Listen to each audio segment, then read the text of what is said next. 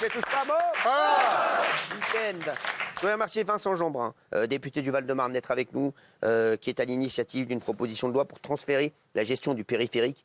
Voilà, d'arrêter de le laisser à la mairie de Paris. C'est tellement évident. Parce qu'aujourd'hui, ça devient extrêmement compliqué. On parlait des 50 km/h qui viennent d'arriver. Hein. Et Anne Hidalgo a fait ce qu'elle voulait. Elle fait ce qu'elle veut, elle peut flasher, etc. Ce que je disais à Vincent Jeanbrun il y a un instant, ce qu'il me disait également, c'est que ça pénalise qui? Ça pénalise les travailleurs. On est d'accord, c'est ce que vous me disiez. Ouais. Ça pénalise les travailleurs.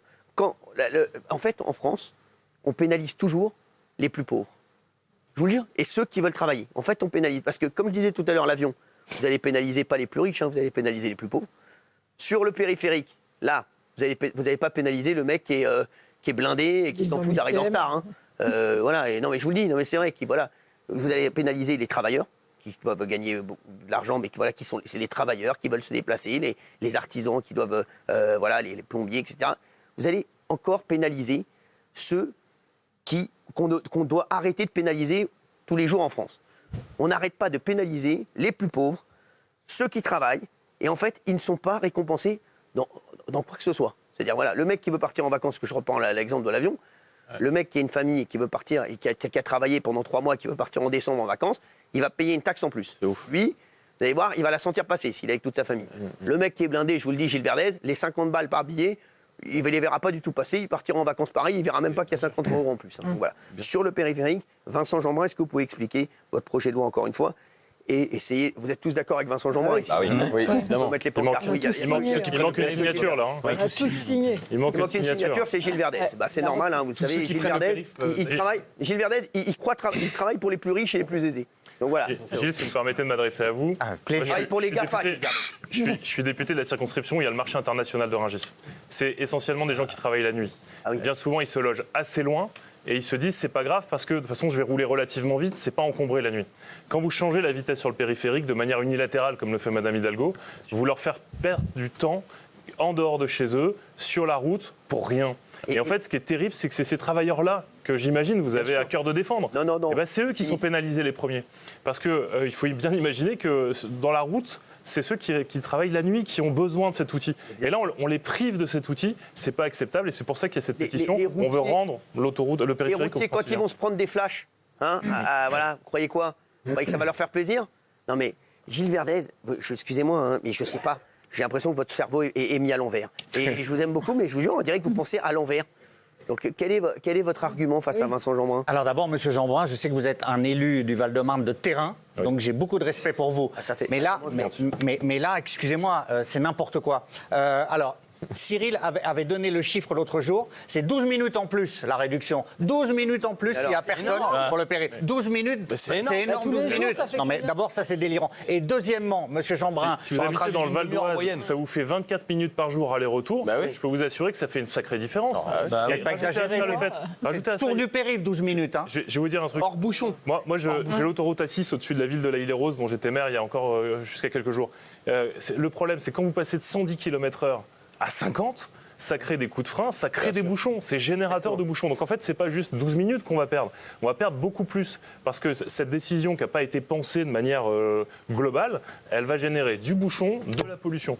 Par ailleurs, les camions, les poids lourds là, qu'on citait à l'instant, ils sont optimisés en termes de pollution. Là où ils polluent le moins, c'est entre 70 et 80 km/h. Quand vous les passez à 50, ça pollue plus. Donc l'argument de Madame Hidalgo, c'est n'importe quoi à ce niveau-là. Vous polluez plus à 50 km/h qu'à 80 pour un camion. Mais Gilles Verdez, c'est le spécialiste écologie. Mais il fait tout à l'envers. On l'adore, hein, mais en plus, on l'aime autant qu'il dit des bêtises. C'est incroyable. Et on vous aime fort. Alors. Deuxièmement, c'est Monsieur Jeanbrun. Deuxièmement, là où je vous trouve un peu hypocrite, vous avez prononcé le nom de Madame Pécresse du bout des lèvres. Vous faites de la politique, vous voulez fragiliser Anne Hidalgo, vous voulez conquérir Paris. Non. Mais si, il veut lui attribuer.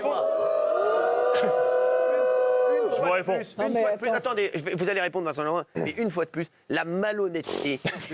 Non mais c'est comme ses amis. Il est aussi malhonnête. C'est pas mes amis. Ce sont vos amis. Mais c'est pas mes amis là, en l'occurrence. Si, non mais vos amis, c'est que vous êtes comme vos amis, vous avez les mêmes méthodes que vos amis. Quelle méthode? Vous savez très bien qui sont vos amis et quelle méthode vous avez. Bah non, pas du tout. Et Valérie Pécresse, mais parce que les mecs, il faut bien que quelqu'un, elle fait son job, Valérie Pécresse. Qu'est-ce que vous racontez, Gilles Verdez? On a une maire de Paris qui fait pas son job et on a Valérie Pécresse qui fait son job.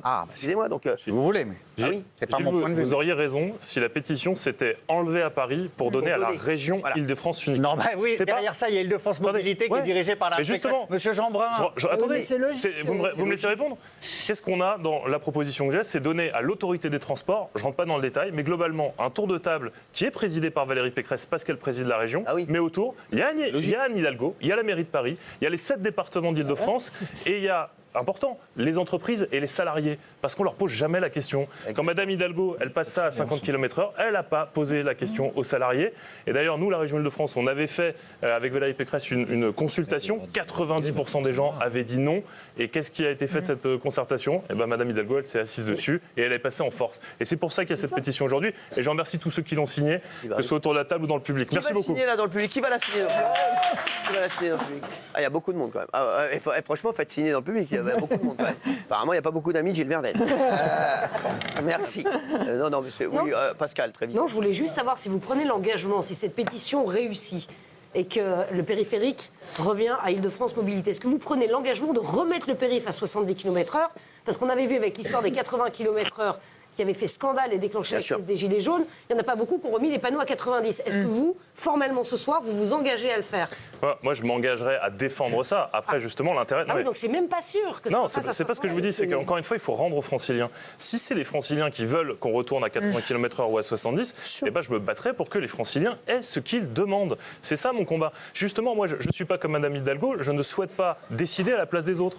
Donc, j'ai envie de poser la question à tous les Franciliens. À quelle vitesse vous voulez rouler sur cette 4 voies, le premier axe de France? Si on nous dit 70 km/h, eh ben, je me battrai pour ça. Voilà. Moi, je veux redonner la parole aux citoyens. C'est comme ça que je conçois mon engagement de député. Merci Vincent Jeanbrun. Merci à vous. Vincent Jeanbrun, député du Val-de-Marne. On mettra la pétition en ligne, on la fera suivre. Qu'est-ce que vous en pensez, juge Jean-Michel Cohen, en 2 mots?